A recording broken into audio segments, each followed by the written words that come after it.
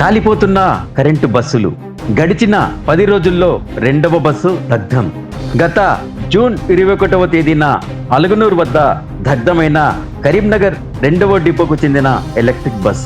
రాత్రి 2 గంటలకు ఛార్జింగ్ పెట్టిన బస్సులో ఉదయం 4 గంటలకు పొగలను గుర్తించిన ఆర్టీసీ సిబ్బంది.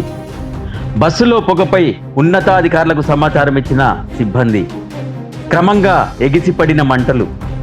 సరైన సమయంలో ఘటనా స్థలానికి చేరుకుని మంటలను అదుపు చేసిన ఫైర్ సిబ్బంది. భారీ ప్రమాదం జరగకముందే మంటలు అదుపులోకి రావడంతో ఊపిరి పీల్చుకున్న అధికారులు. బ్యాటరీలో షార్ట్ సర్క్యూట్తోనే ప్రమాదం జరిగి ఉంటుందని ప్రాథమికంగా అంచనా. ఎలక్ట్రిక్ బస్సులో అగ్ని ప్రమాదాలపై విచారణ చేయిస్తామంటున్న ఆర్టీసీ అధికారులు.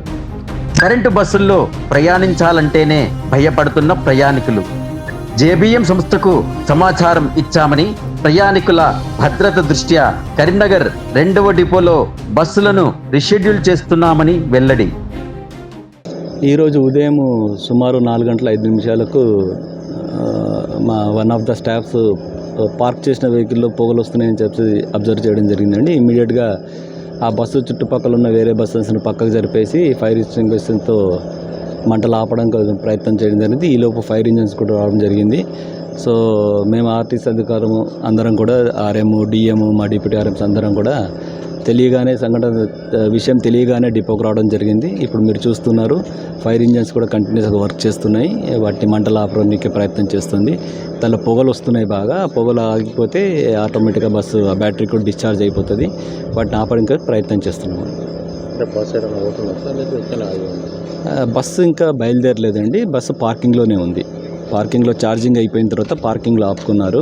ఇంకా బస్సు అప్పటికే డ్రైవర్ కూడా రిపోర్ట్ చేయలేదు. అది షెడ్యూల్ టైం దానికి ఉంది. ఇంకా బస్సు బయలుదేరలేదు అప్పటికే.